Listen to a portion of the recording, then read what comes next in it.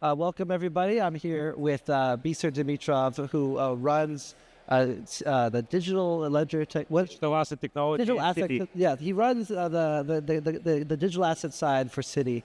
We're here to talk about a little bit about how Citi is approaching digital asset technology, and also I think we're just going to start with Biser. Let's hear a little bit about yourself.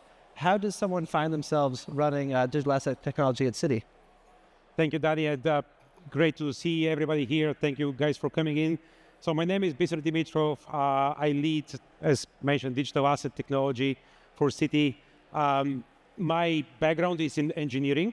So previously, in my previous life before Citi, I had a digital asset or crypto company.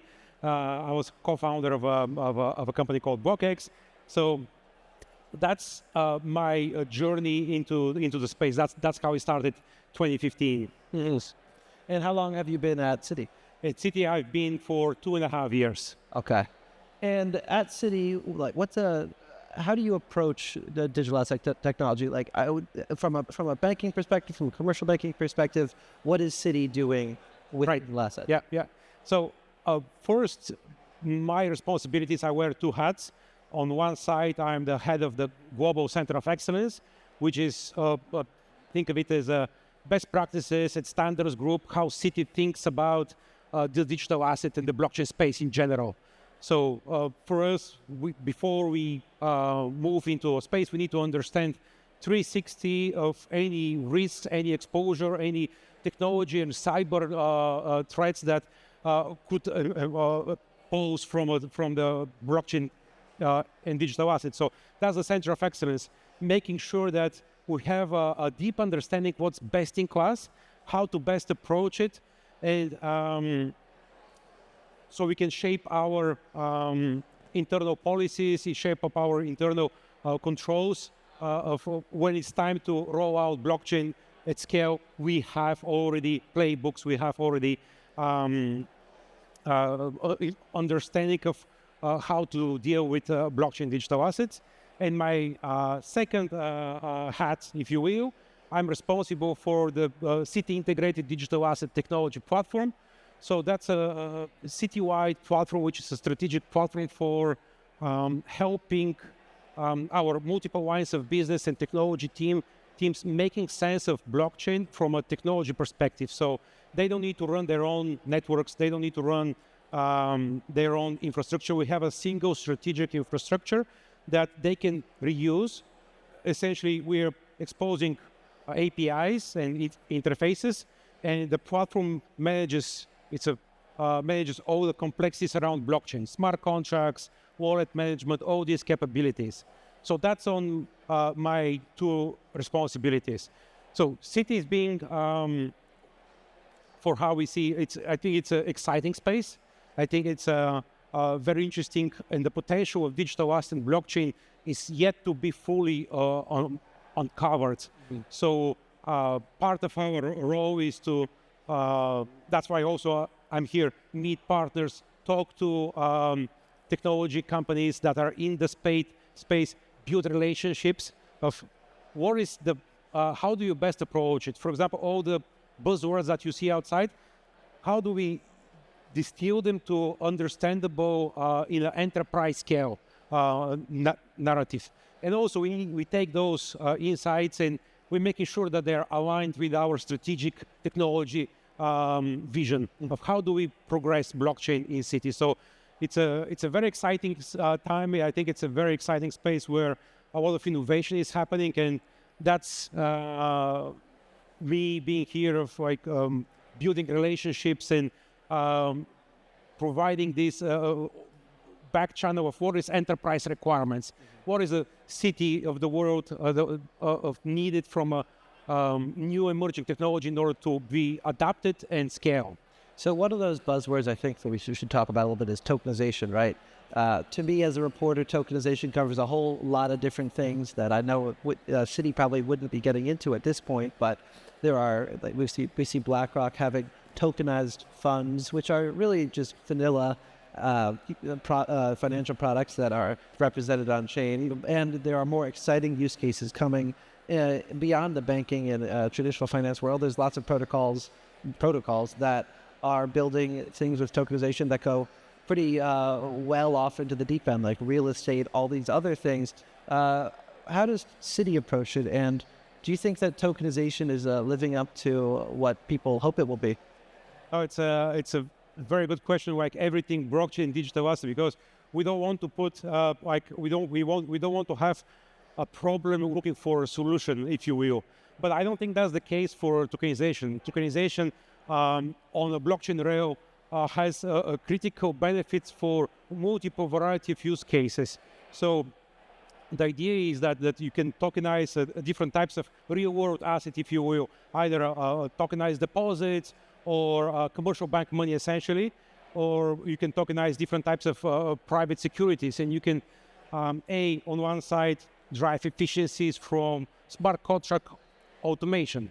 This is essentially codifying different rules in if-then statements, which executes on-chain and distributes the proceeds of this operation on-chain. So again, going back to what is the benefits of a blockchain? Immutable ledger, single source of truth with sufficient transparency and auditability.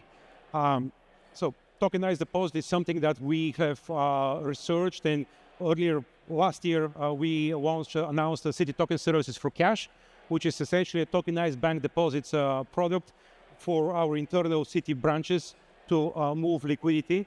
So it's a very interesting because you can find these optimization routes in traditional space using a new type of technology. A different example that I can give you is we have a Citi Token Services for Trade product as well, which essentially takes the smart contracts for, think of it like a trade finance use case, like a shipping authority and a canal where the ships pass for this service. Some traditional process which we have like IOUs and this type of like paper-based processes, we were able to automate through smart contracts. So I would say all these benefits of digital assets, tokenization, we can think how they can be placed to provide further liquidity. For example, let's say a real estate asset that is usually not as movable or not as liquid, so you can create different types of a smaller chunk of these tokens and fragment this type of like asset, so offer it to a secondary or potentially increase secondary or 24 trading on usually illiquid assets. Again, that's pushing the envelope of what else is possible, and not everything would stay because it's just because it's on the blockchain doesn't always mean that it has to be tokenized. Mm-hmm. But that's the benefits of a smart contract tokenization and blockchains are, I think it's very exciting for all the practitioners across the bank. And we, the way we think about it, the platform that we're building is to provide exactly tokenization opportunities for the different business lines in Citi that we have. So just so everyone understands, I think when we're talking about Citi's use of blockchain for tokenization, we're not talking in the same way that lots of other companies might, in that these are not being issued on public blockchains such as Ethereum or other big ones like that. This is a different kind of approach, right? Correct. So what our approach was taken is to, it's everything is in the private permissioned side of Citi behind firewalls. So we're using an EVM compatible chain. It's called Hyperledger Besu.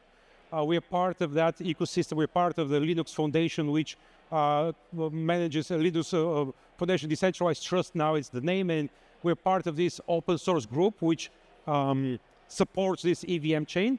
We've taken this EVM chain and we've deployed it in Citi for our use cases. This way, we have all the benefits of external blockchains in terms of like smart contracts, audits, available source code, available developers that are already familiar with Solidity, but we apply them on our private permission blockchain. Mm-hmm. So yes, it's within Citi's firewall. And is that just because the world, Citi isn't, like the banking ecosystem at large isn't ready to take these things and put them on the well-known networks such as Ethereum? Like you have to take baby steps? Yes, that's a very good point.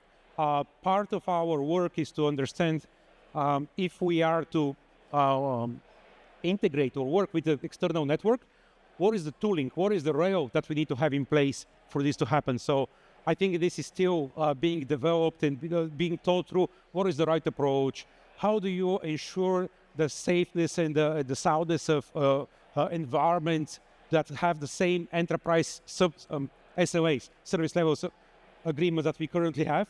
Because we don't want to connect to a platform where we don't guarantee to our clients, we don't guarantee the same uptime, the same resiliency, the same cyber controls that we currently have. So it's I would say the public networks is still in research of understanding. I think we'll need, that's the other reason I'm here. I'm meeting a lot of partners that are in the space, and through the conversation of sharing how they approach it. There's a lot of knowledge sharing, there is a lot of collaboration happening. So for us, it's still in understanding the crawl, walk, run, still understanding how to best approach it without sacrificing something that we already have. How has commercial banking's approach to digital assets and blockchain changed over the years that you've been involved with you? Well, in 2015, you were, I don't think you were on the commercial banking side of it, but at Citi, you certainly are, you have a good perspective to this. So starting, let's say, if we can outline few stages. So the first stage is now, let's say 2015 to 2018. I remember it was the private blockchains consortia were happening, the forks exploration. I think there was, in my view, too much expectations for digital assets, for blockchains to actually mature, and not enough time for the technology to mature. So that's the first. There was a lot of POCs, proof of concepts happening in that time, a lot of trial and errors, learnings, but I don't think it matured enough. There was not enough real value and understanding of how blockchain should play a role. The second stage I remember was, let's say, 2018, 2019. That was a little bit more mature thinking of how to approach it. A lot of enterprise company came up on that time of more like a really understanding how the blockchain should play a role and what is the value proposition. I think the third phase is, let's say, 2020 to now 2024, where there's practical implementations like Citi Token Services for cash, Citi Token Services for trade, the Citi Integrated Digital Asset Platform that we already have, that we announced just this July. So I think this is more like a mature understanding how digital asset play a role, how it's aligned with enterprise strategy for technology strategy, how to best control risks and exposure, how to deal and build pipelines with smart contracts. That's something that 2015, it didn't exist. It didn't exist. Basic cloud environments with blockchain that you can take, something that, Azure or AWS, you can take now for granted.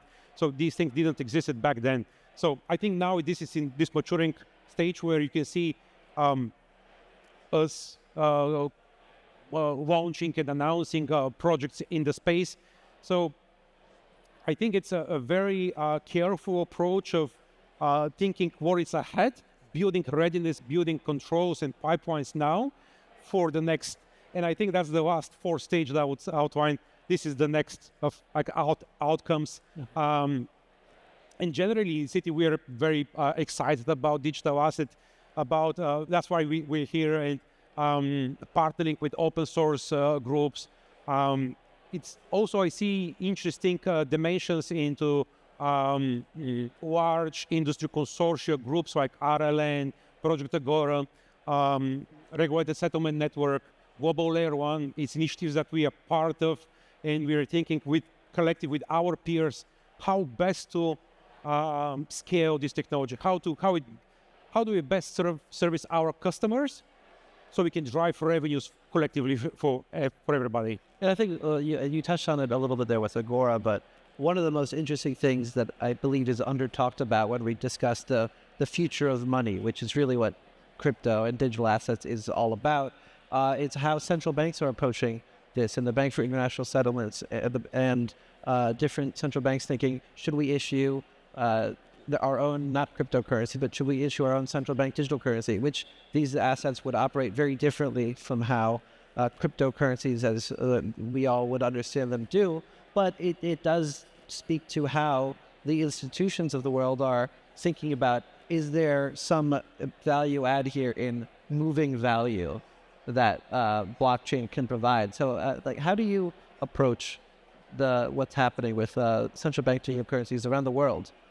I think throughout the multiple areas where Citi is involved, I think we are in the wait and see position of what would central banks ask. And there's a lot of proof of concept. There's a lot of trials.